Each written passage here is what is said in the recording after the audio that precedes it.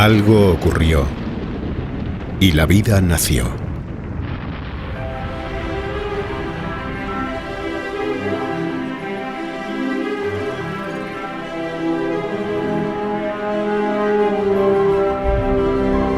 Al principio fueron seres muy sencillos.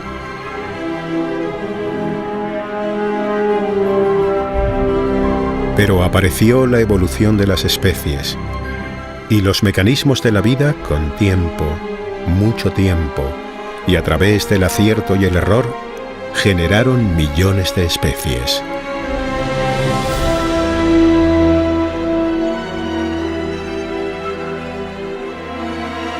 Algunas de ellas recibieron cualidades y habilidades sorprendentes que les permitieron sobrevivir a lo largo de los tiempos en un ambiente implacable y hostil.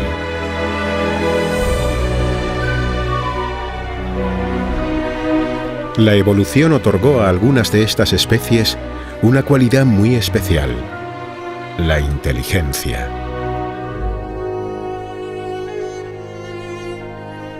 Y ocurrió que una de estas especies fue agraciada con una inteligencia sobresaliente.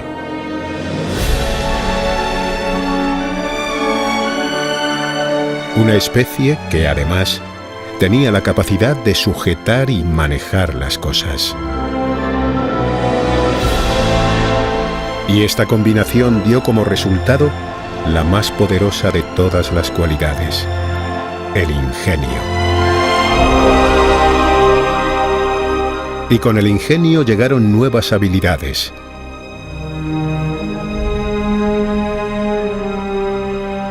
Y con ellas, las herramientas. Y con las herramientas, nuevamente más habilidades, cada vez más extraordinarias, creando un ciclo que se autoalimentaba en el tiempo de forma indefinida. Y entonces, la supervivencia se convirtió en progreso.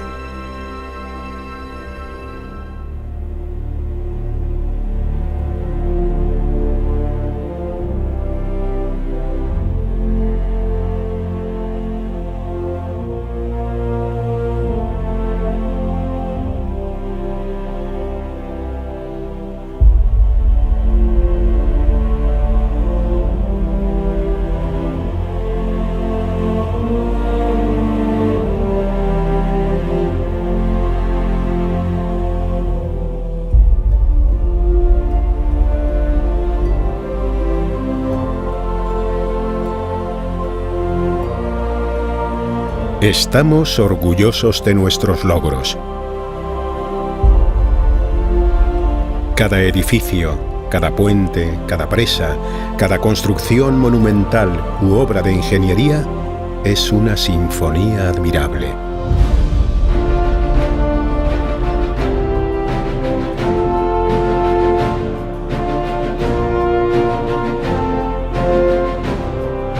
El arquitecto, el ingeniero, es el director de orquesta, y gracias a su labor, la obra queda magistralmente enhebrada.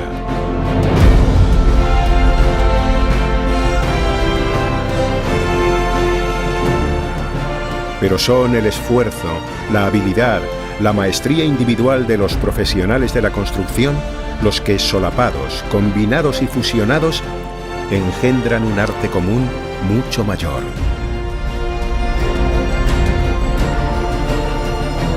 Una obra sinfónica maravillosa, destinada a protegernos, a ayudarnos, a emocionarnos.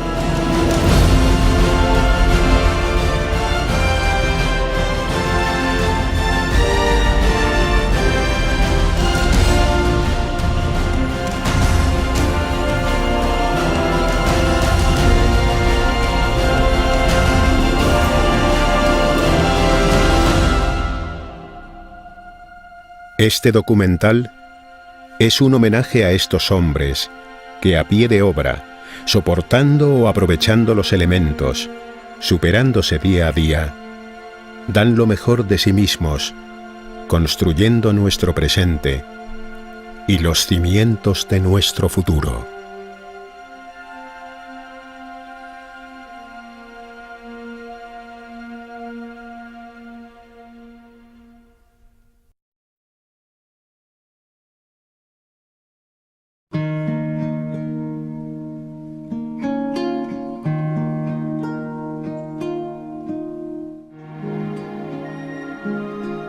En el origen de los tiempos, las agrupaciones humanas formaban pequeños poblados tribales de lazos esencialmente familiares. Sus miembros asumían individualmente todo tipo de tareas, como cazar, confeccionarse el abrigo y pastorear los rebaños.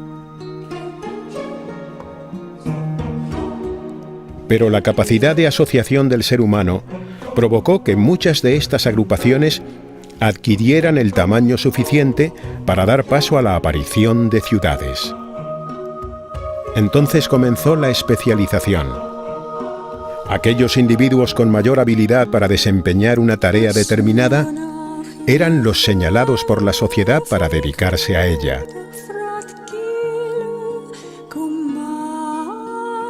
La cooperación dio rápidamente sus frutos y aquellas civilizaciones que la adoptaron progresaron rápidamente.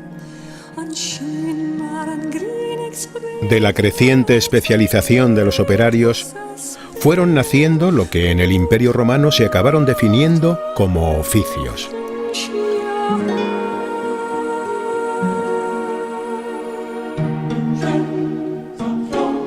Los oficios en la construcción comenzaron a definirse con la aparición de las primeras construcciones monumentales.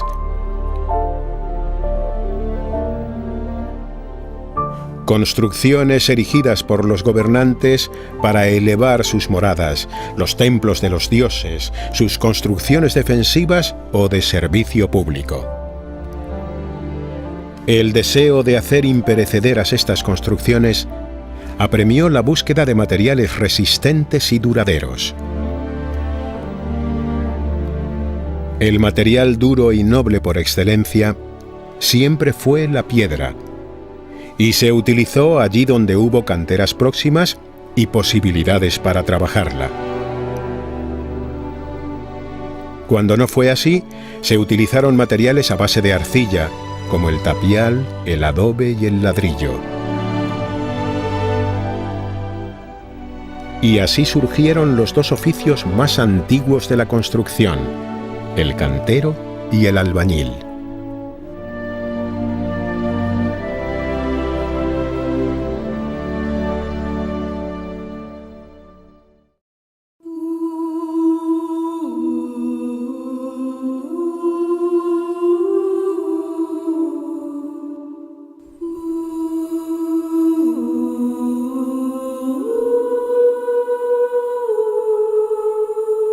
Canteros de los 4 puntos cardinales construyeron obras prodigiosas, primero manipulando la piedra y después labrándola, llegando a alcanzar una maestría que hoy día todavía produce asombro.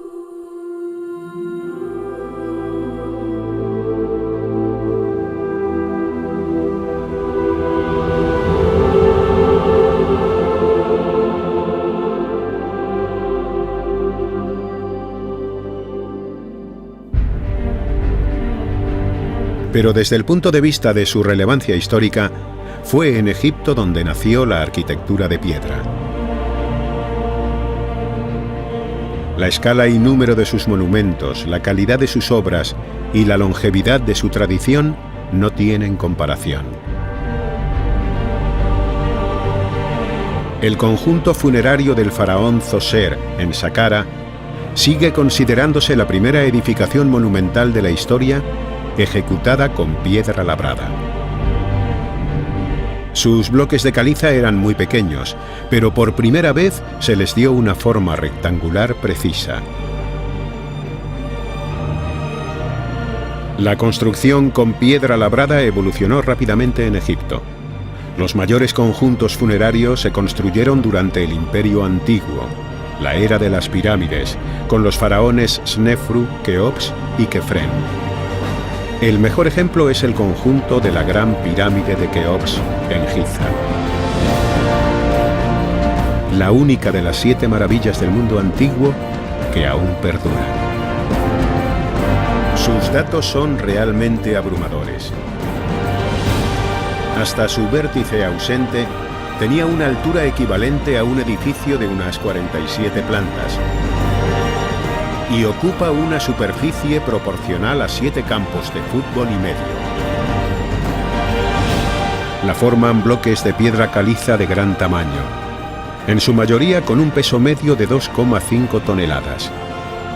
Los más grandes, en la Cámara del Rey, pesan entre 4 y 9 toneladas.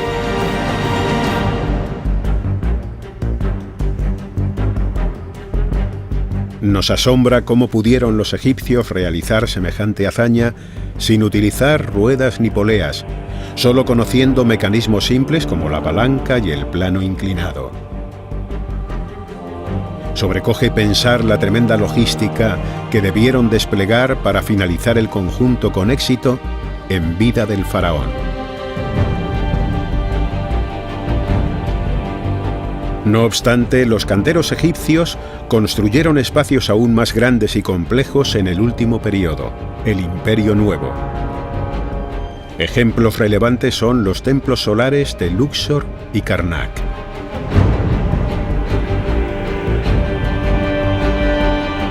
Todavía nos causa desconcierto y admiración cómo pudieron extraer, transportar y erigir sus enormes obeliscos de una sola pieza.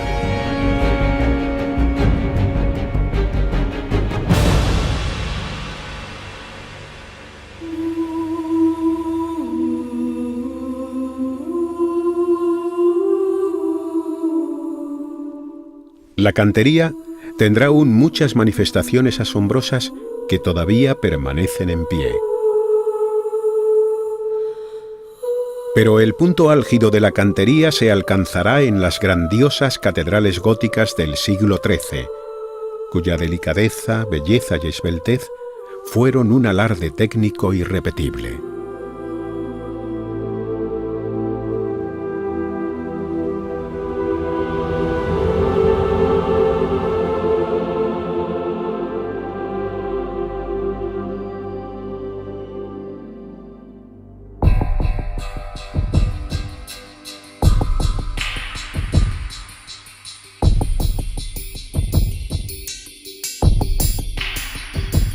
Si Egipto fue la cuna del cantero, podríamos decir que la cuna del ladrillo estuvo en Mesopotamia. Mesopotamia, etimológicamente país entre ríos, corresponde actualmente a Irak y este de Siria. Era un país de cañas y barro, sin apenas piedra ni madera. Allí inicialmente las construcciones fueron de adobe, utilizado en estado seco o bien todavía humedecido. A diferencia del ladrillo que se cuece en horno, el adobe es una pieza de tierra arcillosa cruda, generalmente secada en su totalidad a la intemperie y mezclada con paja u otros elementos para mejorar su cohesión. Con el adobe, ya fuera en estado seco o pastoso, los albañiles mesopotámicos levantaron edificaciones sobrecogedoras por su masividad. Edificaciones de gran osadía constructiva, como los zigurats. Los zigurats, cuyo nombre significa ser alto, materializaban el anhelo de conexión con lo divino y constituían un marco excepcional para las ceremonias. La edificación situada en la cima generalmente era un templo en el que se recibía al dios protector de la ciudad. El Zigurat de Ur, patria de Abraham, hoy parcialmente restaurado, se construyó en el siglo XXII a.C., época neosumeria, protegiendo la mole del exterior con ladrillos.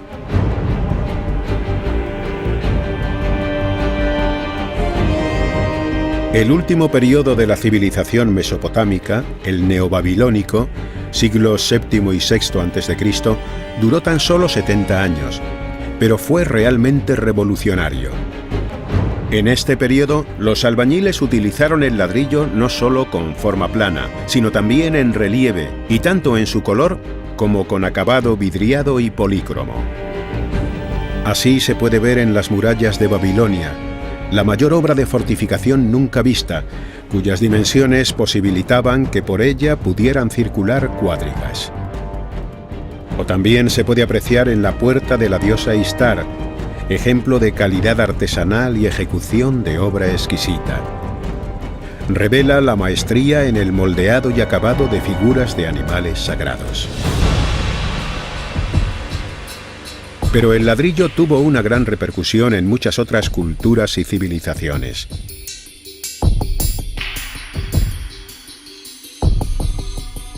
Los albañiles islámicos, de forma brillante e imaginativa, llevaron al límite el arte de animar una superficie por medio de elementos en relieve.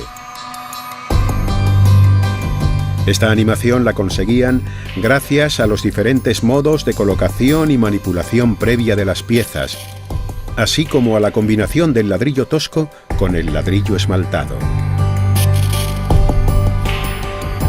Los romanos contribuyeron de forma decisiva a la normalización del ladrillo y también a regular su fabricación, de modo que fueron pioneros en implantar lo que posteriormente se convertiría en un estricto control de calidad.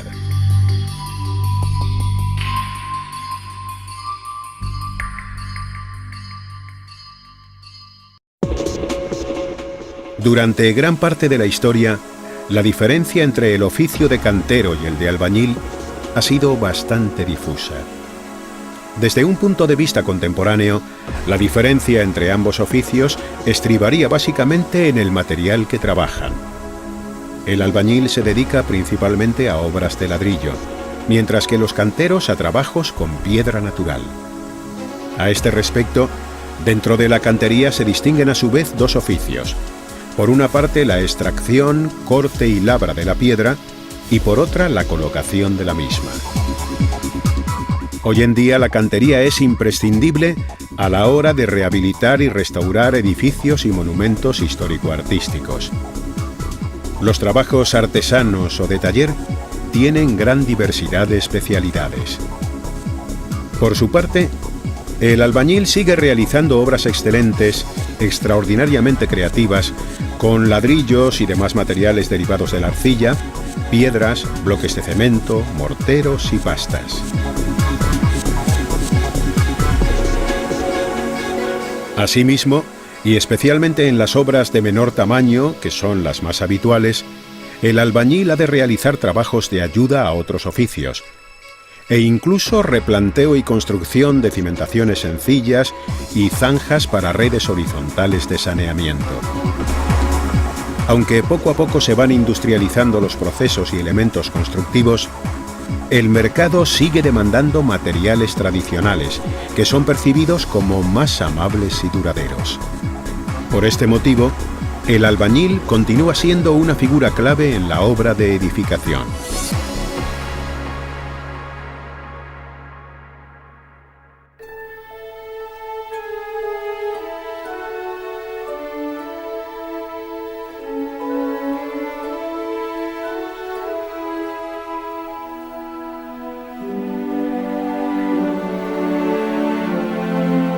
No es posible levantar grandes obras sin una estricta jerarquía y organización. En la jerarquía más alta, los canteros y albañiles asumían simultáneamente los cargos equivalentes a arquitecto, constructor y maestro de obras. En el siglo XI, la figura del maestro de obras comenzó a consolidarse, alcanzando el mayor grado de atribuciones y prestigio en la Baja Edad Media, sobre todo en los siglos XIII y XIV del gótico europeo. En esa época el mundo de la construcción estaba agrupado en gremios, término que es sinónimo de regazo. Los constructores canteros o albañiles medievales, denominados masones, se organizaron en logias. El vocablo logia, en su origen, hace referencia al edificio o galería exterior a pie de obra donde se trabajaba a cubierto, se debatían asuntos del oficio y se descansaba.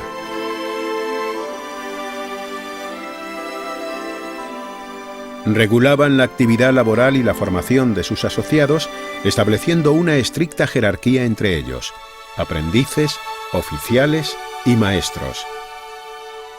A la organización se ingresaba de oficial, pero para poder ser admitido era requisito indispensable haber sido previamente aprendiz con un maestro u oficial del gremio y haber superado el periodo de aprendizaje tanto práctico como teórico. Cuando se conseguía el anhelado título de maestro, comenzaba un largo peregrinaje que podía durar toda una vida, en pos de nuevos conocimientos que se adquirían con las obras de otros maestros constructores. Se lograba así una formación personal, de individuo a individuo.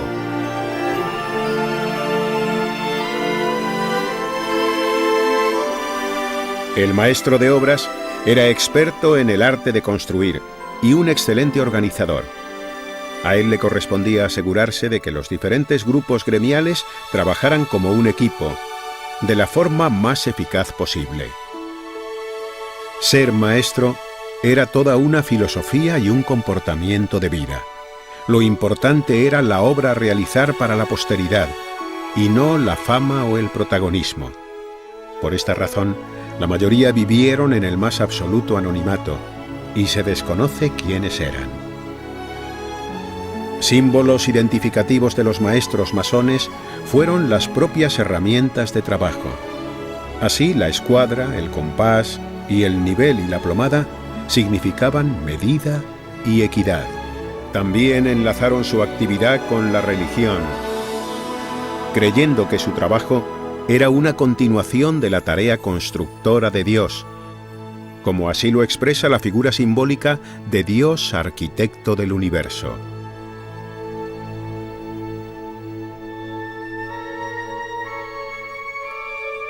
A lo largo del siglo XVIII y principios del siglo XIX, los gremios ya muy debilitados fueron desapareciendo.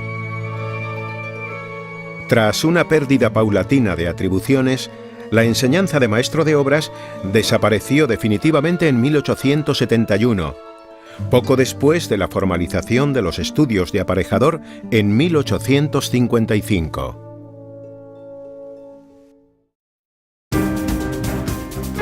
La herencia actual del maestro de obras recae en nuestros modernos encargado y jefe de obra, así como en la dirección facultativa o dirección técnica, responsables en su conjunto de que la ejecución se realiza conforme a lo proyectado. Ser encargado de obra requiere una gran experiencia y un importante dominio de múltiples disciplinas como topografía, replanteo, interpretación y ejecución de estructuras, entre otras. Por otro lado, no es posible concebir una obra moderna sin la figura del jefe de obra. Habitualmente es un arquitecto técnico o ingeniero que constituye el vértice en el que confluyen los intereses, muchas veces cruzados, de los distintos agentes participantes en la obra. Debe poseer notables conocimientos técnicos y, ante todo, una notable resistencia psíquica e importantes dotes de organización y liderazgo, cualidades imprescindibles para coordinar a los equipos multidisciplinares implicados. También se le exige una excelente capacitación en la administración técnica y gestión de la obra, tareas cada vez más exigentes, pues la sociedad demanda niveles mayores de seguridad, salud laboral, calidad y cuidado medioambiental.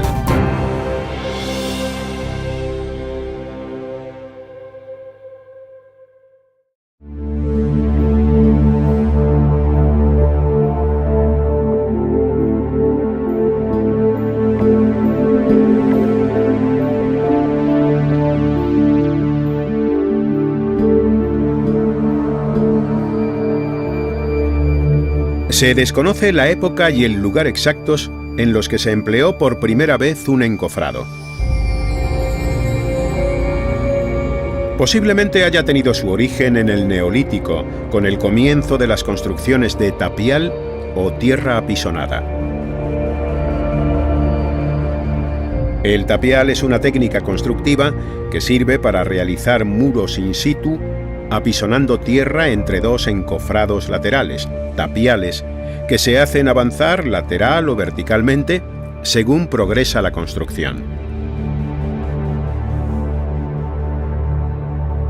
Esta antigua técnica del tapial ha sido utilizada con éxito en numerosos lugares del mundo y sigue vigente tanto para su uso en zonas rurales como para la conservación y recuperación del patrimonio arquitectónico. Las construcciones más espectaculares hechas con encofrados y tapial se hallan en Oriente Medio.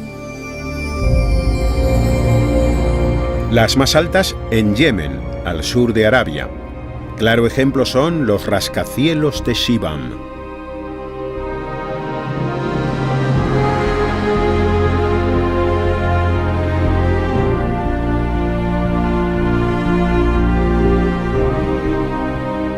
Las más extensas se sitúan en Irán, donde se ubica la ciudadela de Argebam, la mayor aglomeración de edificios construidos con tierra arcillosa, apisonada o de adobe del mundo.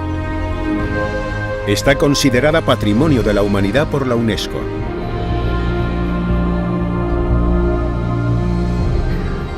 Otra zona destacada por sus grandes construcciones hechas con encofrados y tapial es el norte de África.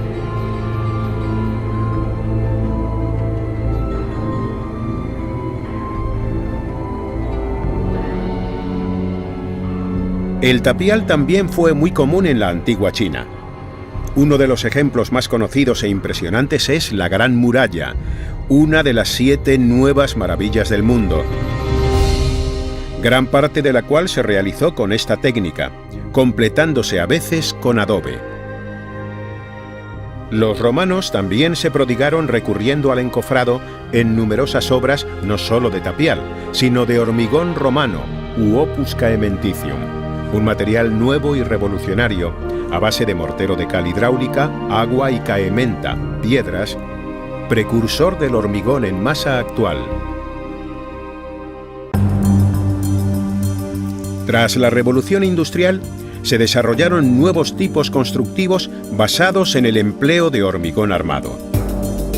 Los primeros encofrados que se utilizaron para la ejecución de estos elementos se hacían de madera y se realizaban de forma artesanal en la propia obra.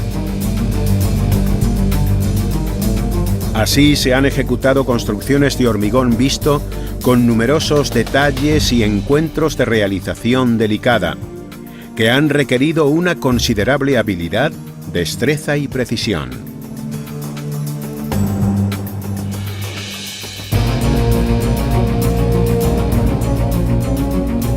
La utilización de estos encofrados tradicionales elaborados in situ tiende a desaparecer en la actualidad por su elevado coste y menores rendimientos frente al encofrado prefabricado. Sin embargo, se sigue empleando para remates y encuentros especiales.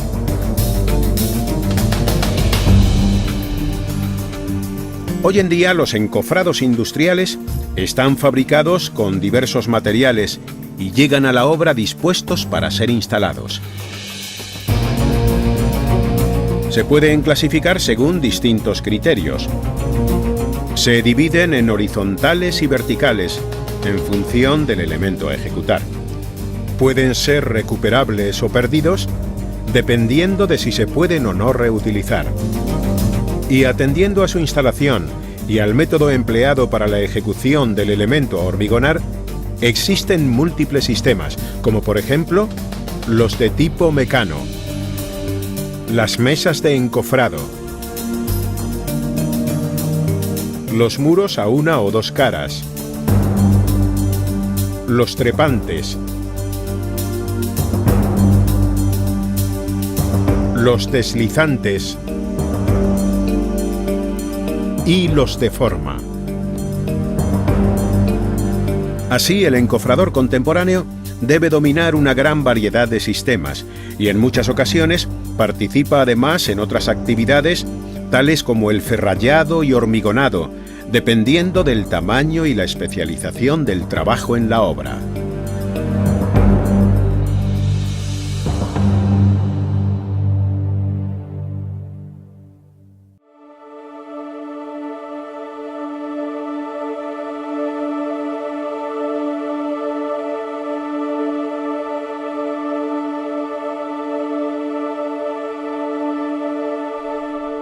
El arte de la pintura es, junto con la fabricación de útiles y armas para la caza, una de las habilidades más antiguas que se conocen.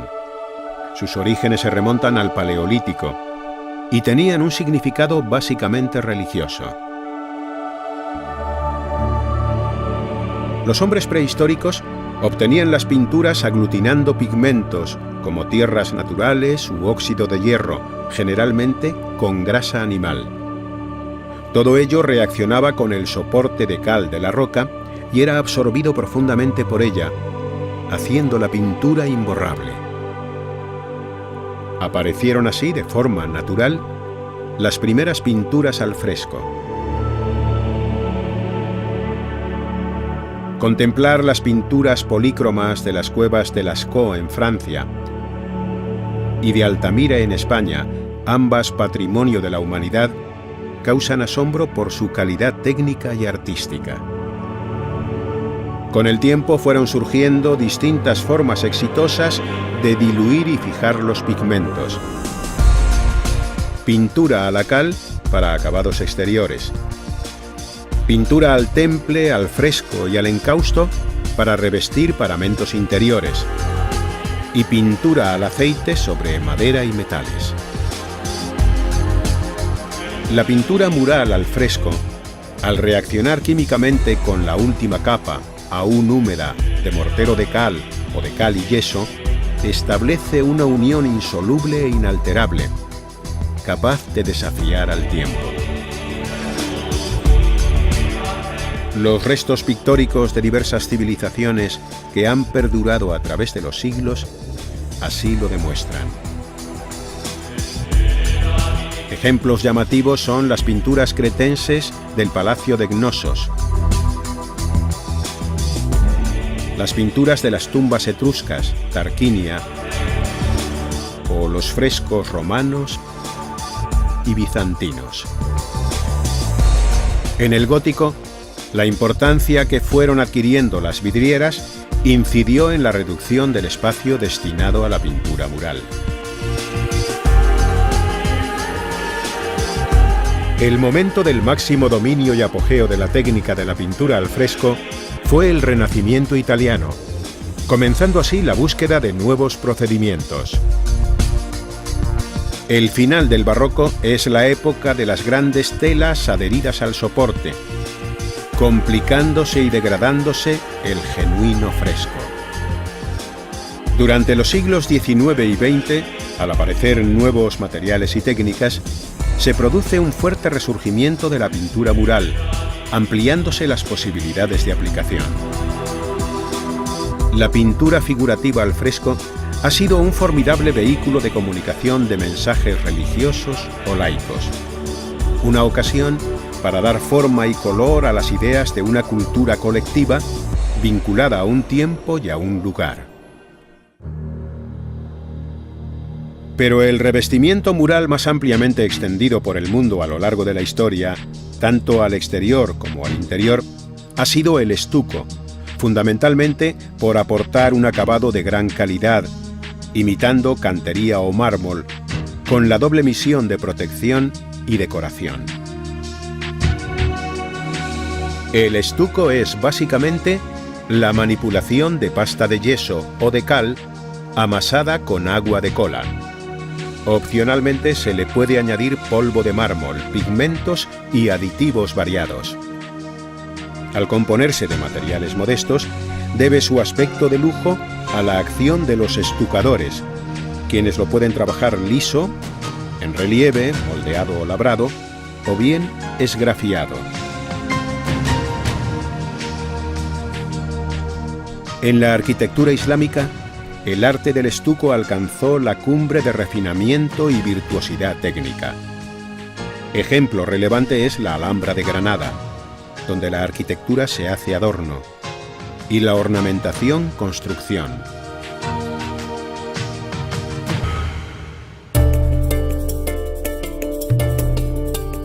El oficio de pintor hoy día sigue siendo un trabajo realmente complejo.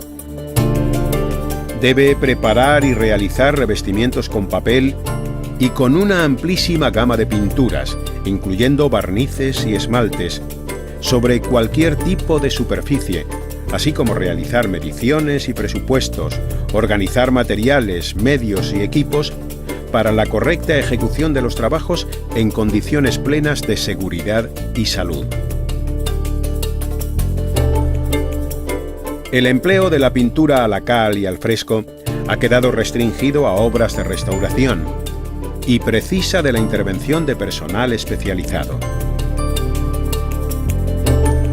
Igualmente ocurre con los nuevos productos que utilizan resinas sintéticas con finalidad equivalente a la de los acabados tradicionales: pastas y revocos plásticos, marmolinas e imitaciones de estucos, que aunque difieren sustancialmente de los antiguos, siguen requiriendo para su correcta aplicación de trabajadores habilidosos y expertos.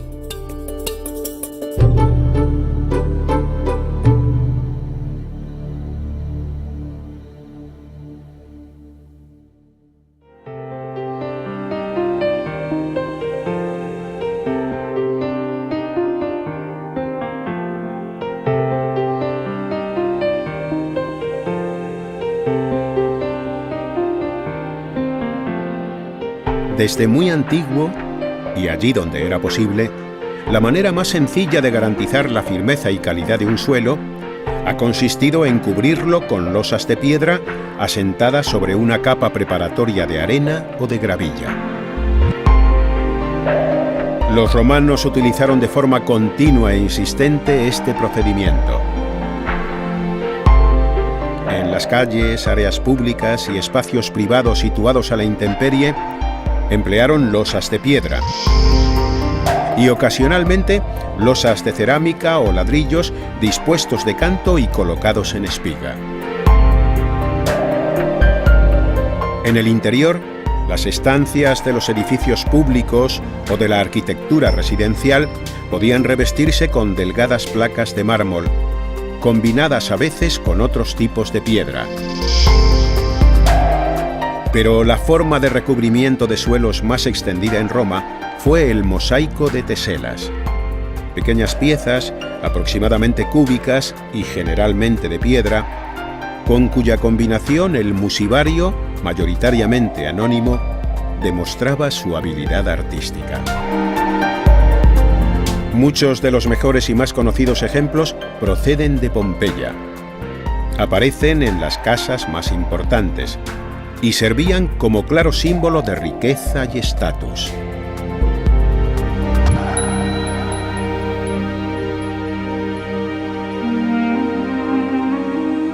El mosaico etimológicamente significa obra inspirada por las musas, quizá porque antiguamente se consideraba que un arte tan sublime solo podía ser realizado por artistas inspirados por ellas.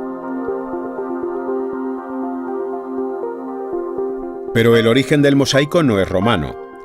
Dicho origen es antiquísimo y ha tenido un amplio desarrollo en numerosas culturas, siendo una obra aún apreciada en la actualidad.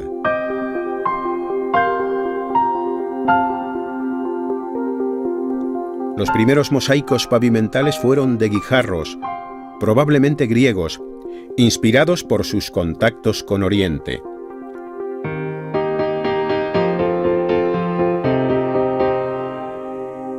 Un buen ejemplo son los restos de la época de Alejandro Magno encontrados en Pella, su ciudad natal, donde algunos contornos son delimitados con tiras de plomo incrustadas. Posteriormente, los artífices griegos comprobaron que fraccionando los guijarros conseguían una superficie plana más adecuada para la realización de un suelo, y al afinarse la talla, se llegó a la tesela de piedra.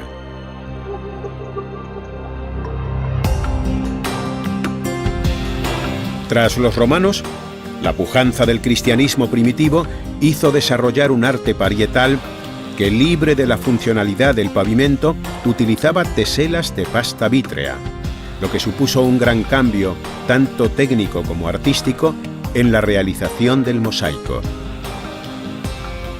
Los bizantinos también trasladaron el mosaico a las paredes e introdujeron nuevas técnicas como teselas de vidrio coloreado o incoloro, con láminas de oro o piedras semipreciosas incrustadas. Los islámicos, herederos de la tradición bizantina, fueron en principio grandes amantes del mosaico de teselas, como puede apreciarse durante el Califato Omeya en edificios como la Cúpula de la Roca o la Gran Mezquita de Damasco. Sin embargo, no consiguió arraigar. Fue progresivamente abandonado, sustituyéndose por el mosaico de ladrillo y sobre todo por el de azulejo, técnicas ambas que requerían una dilatada experiencia y cualificación. El azulejo islámico se colocó también sin fraccionar en suelos y paredes, apareciendo el alicatado de pavimentos y la cerámica mural.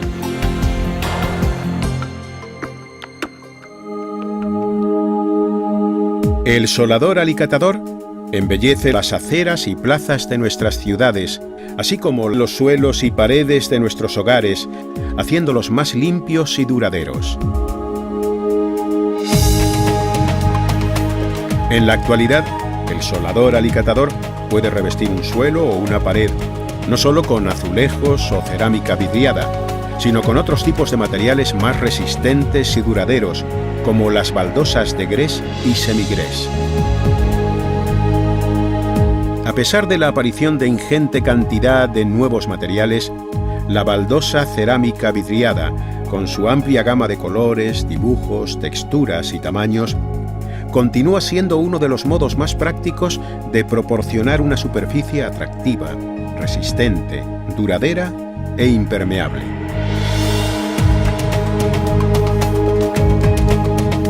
Sin embargo, el alicatado no es tan sencillo como podría parecer a simple vista. Sigue requiriendo mucha destreza, paciencia y atención para obtener un resultado excelente.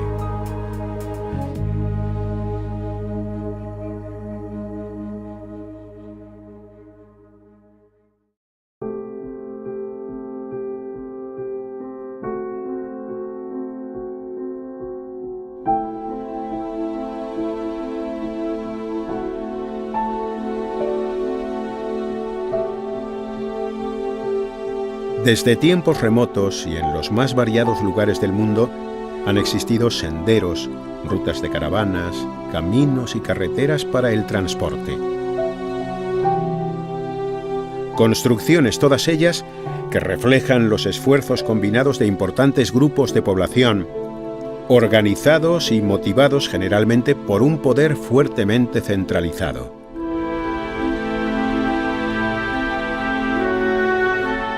El historiador Heródoto nos describe cómo la calzada real persa en época del Imperio Aqueménida, en el siglo VI a.C., conectaba Sardis, Susa y Persépolis a lo largo de 2.400 kilómetros.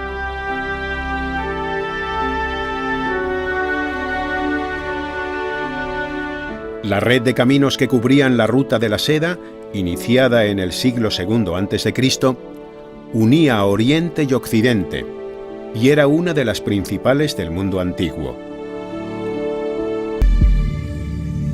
Pero no fue hasta la época de los romanos cuando la construcción de calzadas se convirtió en una empresa de enorme magnitud. Con el objetivo de comunicar Roma con los confines del imperio y las ciudades importantes entre sí, los romanos trazaron una vasta red de vías que cubría decenas de miles de kilómetros. La calzada romana más famosa, llamada Reina de las Calzadas, es la Vía Apia, una de las más antiguas. Fue construida durante la República en el 312 a.C. y sobrevive manteniendo aún su enlosado original durante largos tramos. Sin embargo, no se la puede considerar como un ejemplo típico de calzada romana, pues las carreteras, aunque se remataban con esmero, no se solían terminar con ese impresionante pavimento, más propio de las calles de las ciudades.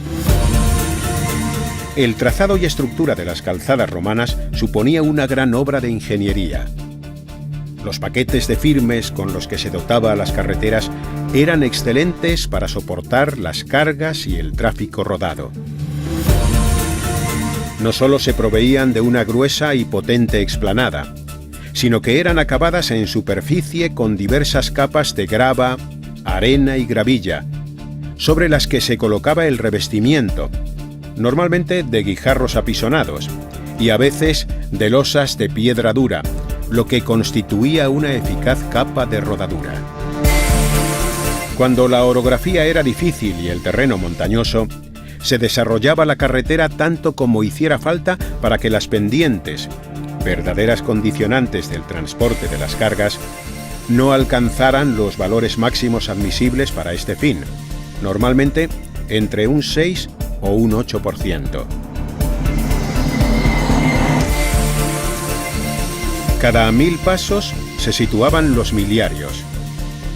Además de las distancias, los miliarios podían ofrecer otras informaciones, como por ejemplo, el emperador bajo cuyo mandato se construía la calzada. Algunas de las carreteras actuales aprovechan las rutas de calzadas romanas. Ello testimonia su excelente trazado y su sólida construcción. Si bien durante la vida de las vías romanas se realizaban constantes trabajos de mantenimiento y conservación. En España, muchas carreteras se basan en los trazados de la época de Carlos III, quien ya en el siglo XVIII impulsó la superintendencia de caminos, posadas y postas y la creación del cuerpo de peones camineros. Un siglo después, durante el reinado de Isabel II, vio la luz la Ordenanza de Policía y Conservación de Carreteras.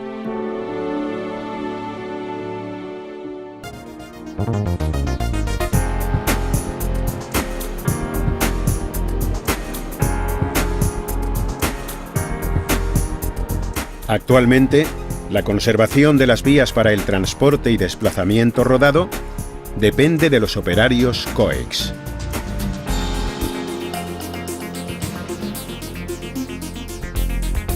El objetivo principal de este oficio es asegurar una circulación lo más segura, cómoda y fluida posible,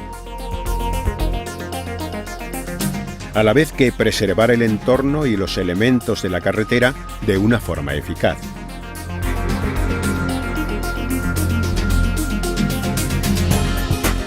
Para ello se desarrollan principalmente actividades de conservación, señalización y ayuda a la vialidad.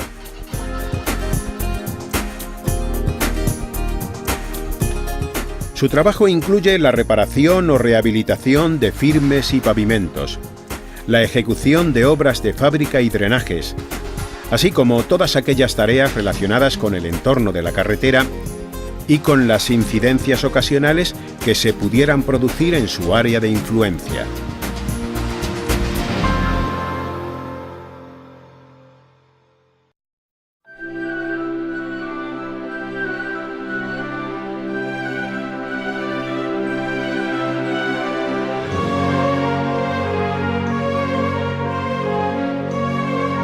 Desde muy antiguo, el hombre ha deseado mensurar su entorno. De este deseo nace la topografía. Podríamos situar la aparición de las primeras actividades eficaces relacionadas con la topografía en Egipto y en Grecia. Los egipcios utilizaron la agrimensura para asegurar la restitución de los linderos y dimensiones de las fincas de las orillas del Nilo, inundadas periódicamente por las crecidas del río. Se atribuye a los agrimensores egipcios los primeros instrumentos para la medición y comprobación de verticalidades y ángulos, la escuadra, la plomada y el compás. Los griegos fueron más ambiciosos. A través de su cosmografía, tratarían de establecer la forma y dimensiones de la Tierra, tal y como lo haría Eratóstenes en el siglo III a.C. Eratóstenes, padre de la geodesia, aparte de demostrar la esfericidad de la Tierra, calculó su radio. Lo logró midiendo en el mismo día del año la diferencia de las sombras arrojadas por un par de estacas idénticas clavadas en Asuán y Alejandría. Con este dato y con la distancia entre ambos puntos, medida en pasos, logró realizar el cálculo con un error menor del 1%. A Eratóstenes también se le atribuye la invención de la esfera armilar, con la que determinó la inclinación de la Tierra con respecto a su rotación alrededor del Sol. Estrabón, en el siglo I a.C., realizó un mapa del mundo entonces conocido alrededor de Grecia, y Ptolomeo, en el siglo II después de Cristo, escribió un tratado utilizado ampliamente a lo largo de varios siglos para convertirse en disciplina a partir del siglo XV. Los romanos, mediante la invención de nuevos instrumentos, perfeccionaron la técnica topográfica hasta convertir a los topógrafos en auténticos maestros, imprescindibles para el trazado y construcción de sus colosales obras de ingeniería. La groma servía para comprobar las alineaciones y la corrección de las direcciones perpendiculares. La dioptra, basada en un nivel de agua fijo en un trípode, se solía utilizar para el replanteo de las alineaciones de las calzadas. El corobate se utilizaba para comprobar si la pendiente excavada era horizontal o mantenía la caída correcta. A pesar de la falta de exactitud de sus instrumentos y de que no dispusieron de mapas fiables a escala ni de brújulas, los romanos, a través de sus conocimientos trigonométricos, llegaron a proyectar complejos trazados para sus calzadas. Parcelaron extensiones con gran precisión y lograron rutas casi imposibles para sus acueductos, donde la exigencia del trazado y de las pendientes era extrema. En el medievo, el báculo de Jacob fue muy popular para medir alturas o dimensiones de objetos. Hasta la invención de los instrumentos actuales, el plinto, la dioptra, el astrolabio y la esfera armilar fueron los más utilizados para determinar la situación geográfica de un emplazamiento.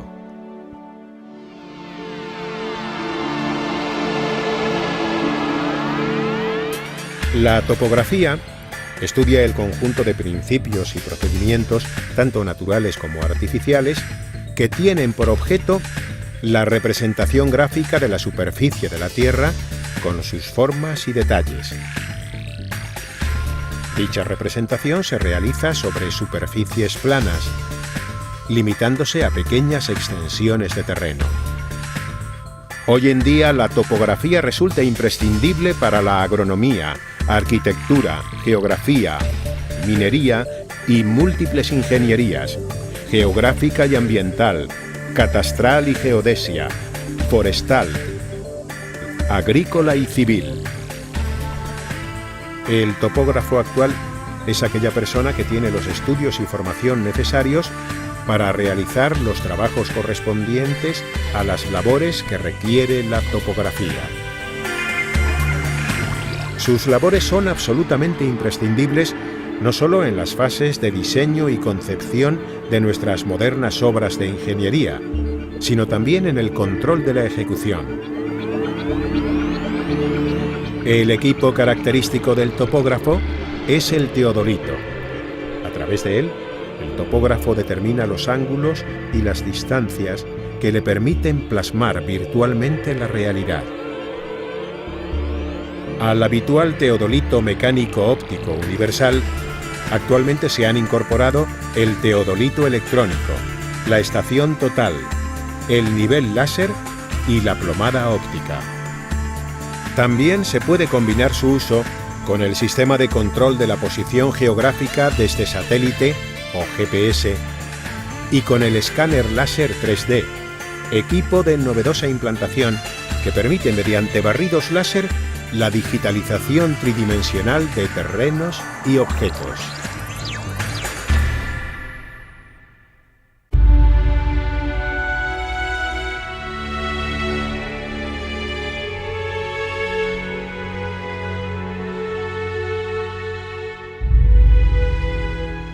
En la antigüedad, el hombre materializaba las obras con herramientas manejadas sin más ayuda que su fuerza y su destreza.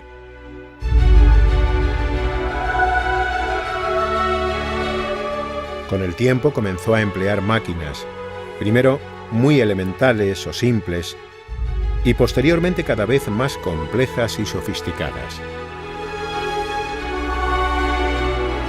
Se llama máquinas simples a aquellas que permiten multiplicar la fuerza muscular humana, posibilitando realizar un trabajo con un esfuerzo menor. Arquímedes de Siracusa, sabio griego del siglo III a.C., fue el primero que sistematizó las máquinas simples y expuso las teorías de su funcionamiento. Famoso por sus múltiples inventos, a él se le atribuye la primera formulación matemática del principio de la palanca. La palanca consiste en una barra rígida que puede girar en torno a un punto de apoyo llamado fulcro. Cuanto mayor sea la distancia a la que se aplica la fuerza, menor será el esfuerzo para mover el peso. La palanca encontró una amplia aplicación en la construcción, sobre todo para mover grandes pesos. Su utilización es probable que se remonte a la prehistoria. Otro invento importante fue la rueda. Data del cuarto milenio antes de Cristo, pero se desconoce el lugar exacto de su aparición. Un consenso general atribuye a Mesopotamia el origen de los primeros vehículos de transporte. Fruto de la combinación de rueda y palanca surgió el torno, que se utiliza para la elevación de cargas. Consiste en un cilindro horizontal que gira accionado por una manivela conectada a su eje.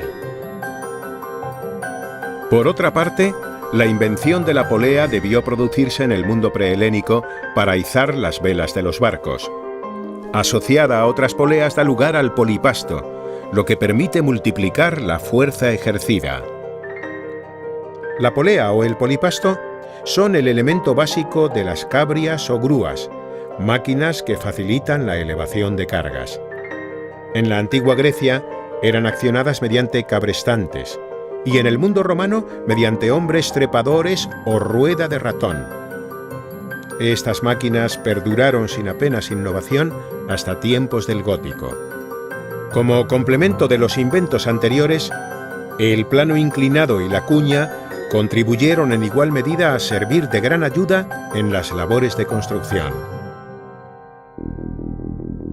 Al ser el maquinista el operario experto en manejar una máquina, podría considerarse su oficio, en su acepción más general, casi tan antiguo como el del cantero o el albañil. La efectividad de las máquinas ha sido tan significativa que se ha producido una gran diversificación de ingenios. Su creciente complejidad ha llevado a la progresiva e imparable especialización de sus operarios. De hecho, el manejo de cierta maquinaria compleja, como la grúa torre y la grúa móvil autopropulsada, requiere que el operador supere tanto un curso especializado como una prueba reglamentaria para la obtención del correspondiente carné profesional. Las modernas y complejas máquinas de nuestros días nos asombran por su rendimiento y capacidad de trabajo. Sin embargo, estas poderosas máquinas no son más que la hábil e inteligente combinación de varios dispositivos simples manejados por el maquinista. En el sector de la construcción se emplea una variada gama de máquinas para la realización de trabajos diversos, como la preparación del terreno, la elevación de cargas, el hormigonado o el suministro de energía, entre otros. Para la preparación del terreno se utilizan, entre otras máquinas, las de movimiento de tierras, como las excavadoras y las palas cargadoras. Las de nivelación, como los bulldozers y las apisonadoras. Y las destinadas al transporte de materiales, como el camión volquete y el dumper.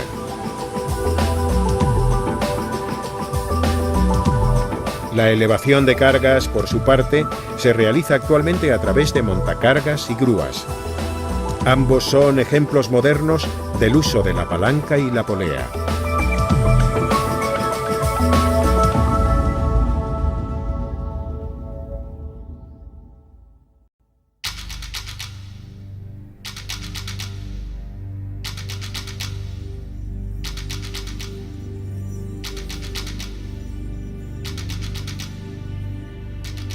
El trabajo del metal ha sido uno de los secretos mejor guardados a lo largo de miles de años. Su finalidad estuvo ligada desde la más remota antigüedad a la industria militar, pero rápidamente produjo multitud de útiles y herramientas que facilitaron el desarrollo de muchos otros oficios. Los primeros usos del metal en la construcción se remontan a los griegos y romanos. Ambos ejecutaban los muros macizos de sillería en seco o a hueso, sin ningún mortero de unión. Para facilitar la colocación de los bloques, los sujetaban con grapas, generalmente metálicas. Estas grapas podían adoptar múltiples formas acordes con su misión, y eran de bronce o hierro cubierto de plomo para evitar la oxidación. Durante el Imperio Bizantino y de forma puntual, pues lo más frecuente era que fuesen de madera, se utilizaron tirantes de hierro en arcos y bóvedas. Tal es el caso de la Basílica de Santa Sofía de Constantinopla. También en el Renacimiento, para absorber las tensiones de tracción, se utilizaron cadenas de hierro que quedaron ocultas en las fábricas. Así ocurrió en la construcción de la cúpula de San Pedro del Vaticano y años más tarde en la cúpula de la Catedral de San Pablo en Londres. Pero la utilización generalizada y a gran escala del hierro como elemento estructural en la construcción se produjo en Europa a partir de la Revolución Industrial. El puente de Coalbrookdale sobre el río Severn, en Inglaterra, finales del 18, de 30,5 metros de luz, fue el primero de la historia que se construyó con hierro fundido.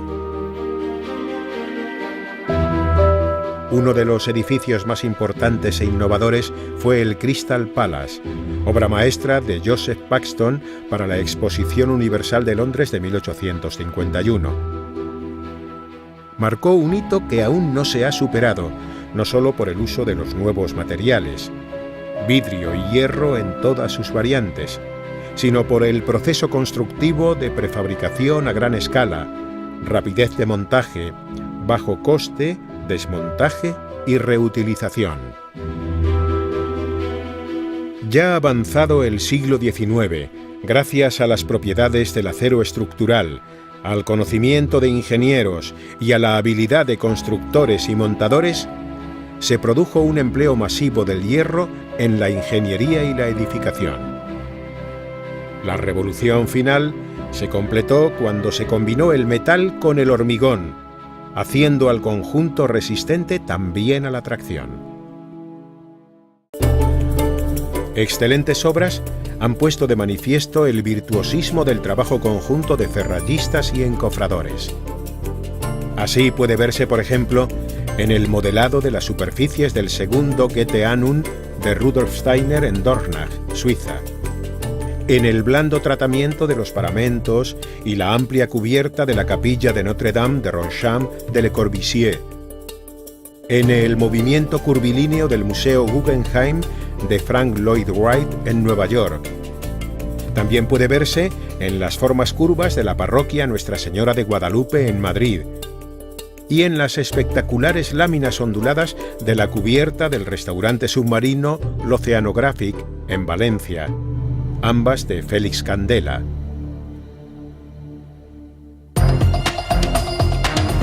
En la actualidad, el ferrallista se encarga de construir en taller o en obra las armaduras necesarias para realizar elementos constructivos de hormigón armado, conforme a las especificaciones que recogen los planos.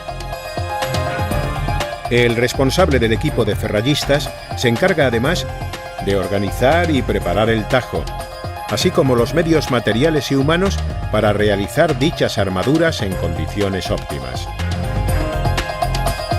La práctica totalidad de las armaduras utilizadas hoy en día están compuestas por productos siderúrgicos, en concreto aceros de bajo contenido en carbono, de diferentes calidades y tipologías. Actualmente, el armado de una pieza puede realizarse con elementos muy simples, como las barras, que es necesario cortar, doblar, elaborar, atar y montar, o con elementos complejos, mallas electrosoldadas y armadura de celosía, que requieren menos esfuerzo de elaboración y montaje, y cuya fabricación se realiza de forma industrial. La industrialización permite controlar más fácilmente los procesos que se desarrollaban en la obra.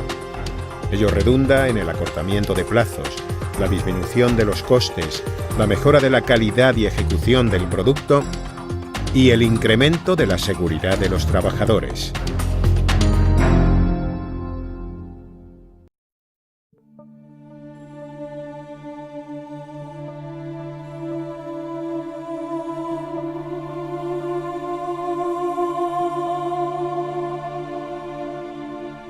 Desde que se adoptó la vida sedentaria, el hombre se ha esforzado continuamente en alcanzar las mejores condiciones de confort. Para ello, el agua fue siempre un elemento crucial. Pero lograr el suministro de agua para el consumo humano no solo requería encontrar y acceder a una fuente de abastecimiento, sino también transportarla y almacenarla. La paz, las grandes ciudades y la prosperidad del Imperio Romano permitieron construir numerosos acueductos. En el siglo III después de Cristo, 11 acueductos, que sumaban unos 500 kilómetros de longitud, proporcionaban a diario 1 millón de metros cúbicos de agua a Roma. Las cañerías de cerámica aportaron un medio más permanente que los primitivos canales de piedra, permitiendo aprovechar mejor el agua al impedir que se filtrara. Fueron frecuentes hasta los comienzos de la Roma imperial, momento en el que empezaron a utilizarse las de plomo. Y a partir del siglo VI a.C., las casas romanas, como las de Pompeya, fueron dotadas de cisternas que almacenaban el agua de lluvia de los tejados. Por otra parte, los sistemas de drenaje para la eliminación del exceso de agua y de alcantarillado para deshacerse de residuos hicieron pronto su aparición. Hacia el 2500 a.C., la ciudad de Mohenjo-Daro, en el Valle del Indo, declarada Patrimonio de la Humanidad por la UNESCO, estuvo equipada con una compleja instalación de saneamiento y prácticamente todas las casas contaban con un baño. Sus grandes baños públicos, que debieron de tener una función religiosa, son considerados una obra única de la ingeniería hidráulica.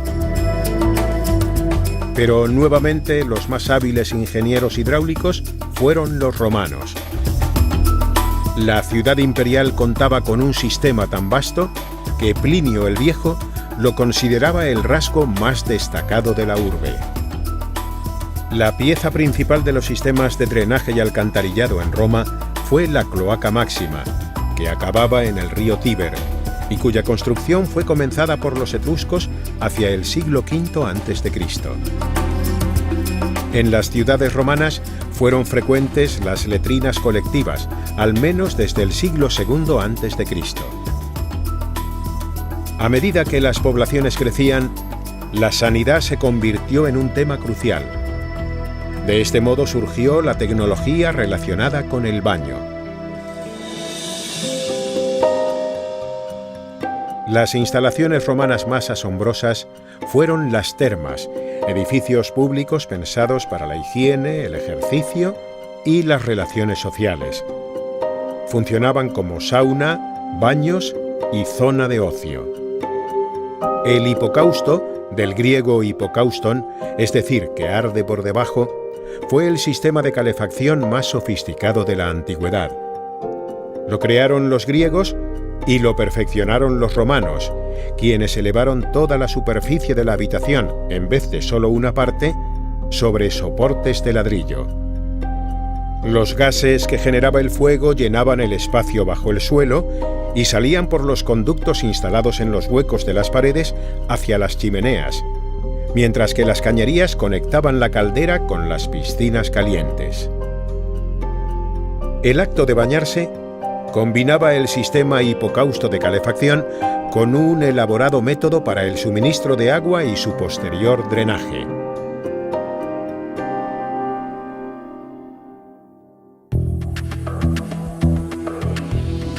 Durante el siglo XX, las instalaciones han experimentado un gran desarrollo tecnológico para ajustarse a las crecientes exigencias de funcionalidad y confort y asegurar el buen uso y mantenimiento de los edificios. Así, el término instalador engloba en la actualidad a un buen número de operarios que ejecutan y mantienen 4 grandes grupos de instalaciones. Las instalaciones hidráulicas, entre las que se incluye el suministro y la evacuación de agua. Las instalaciones térmicas, que engloban la calefacción y la climatización. Las instalaciones eléctricas, que comprenden tanto el suministro y protección eléctrica como el alumbrado.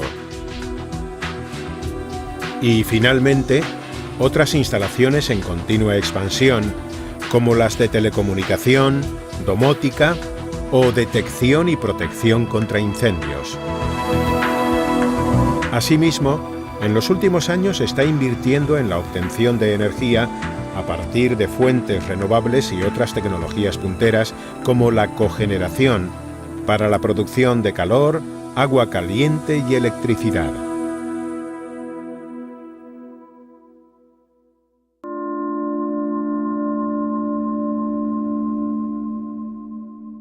Las grandes obras de nuestros antepasados nos sorprenden y hechizan.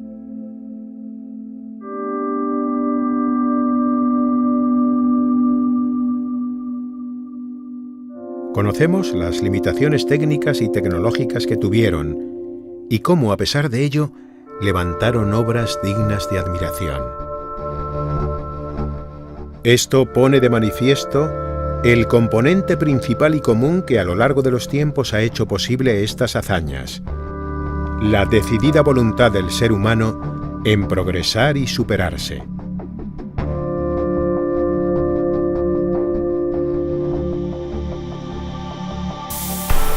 Independientemente de los conocimientos, ideología, cultura o sistemas de gobierno, la materialización de estos sueños siempre ha sido posible gracias al trabajo y esfuerzo conjunto de un gran número de personas.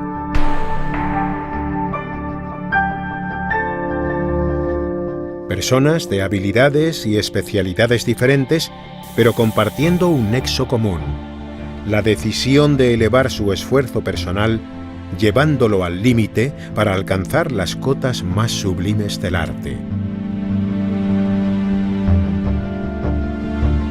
Esto se ha mantenido hasta nuestros días, y su encuentro con la tecnología moderna ha dado y está dando obras realmente sobrecogedoras.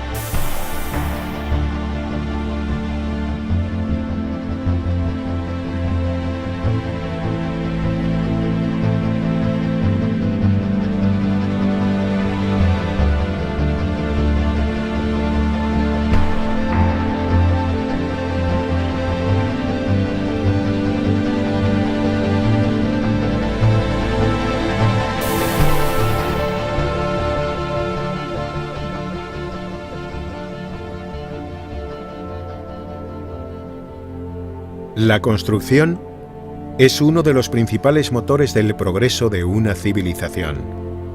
La historia así lo ha demostrado.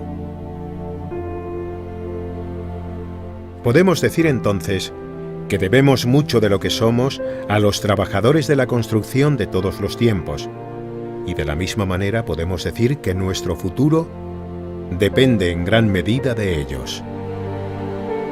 Nuestros profesionales del sector de la construcción realizan labores complejas y especializadas, sometidas a una vertiginosa evolución tecnológica. Nuevas técnicas y materiales aparecen, y deben conocerlas mediante una continua y eficaz formación.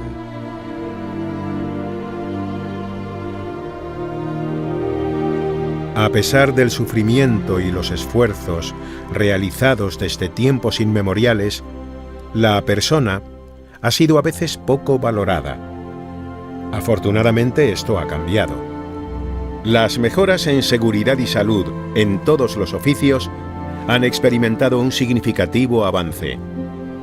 Fruto de la firme voluntad de las organizaciones empresariales y sindicales, se han alcanzado importantes acuerdos que han posibilitado la aplicación de acciones específicas para reducir la siniestralidad.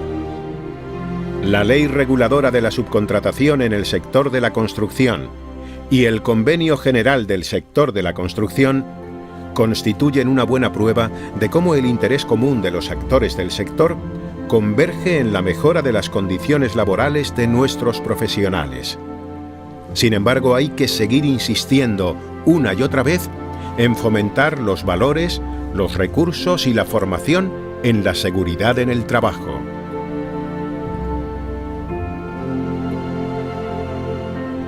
El ser humano se enfrenta quizás al mayor reto de todos los tiempos: progresar de forma equilibrada y sostenible. En este sentido, la construcción es una de las actividades humanas de mayor impacto sobre nuestro planeta.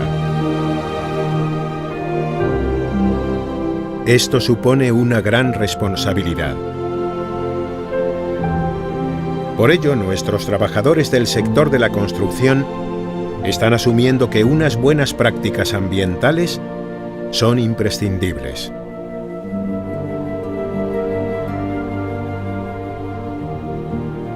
Resolver todos estos retos requiere una gran concienciación y un importante esfuerzo formativo y de acción.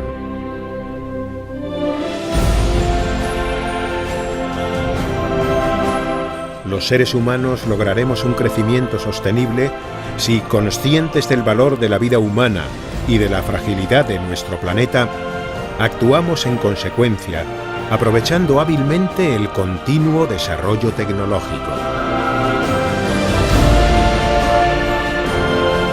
Nuestros profesionales del sector de la construcción constituyen uno de los mejores medios para conseguirlo.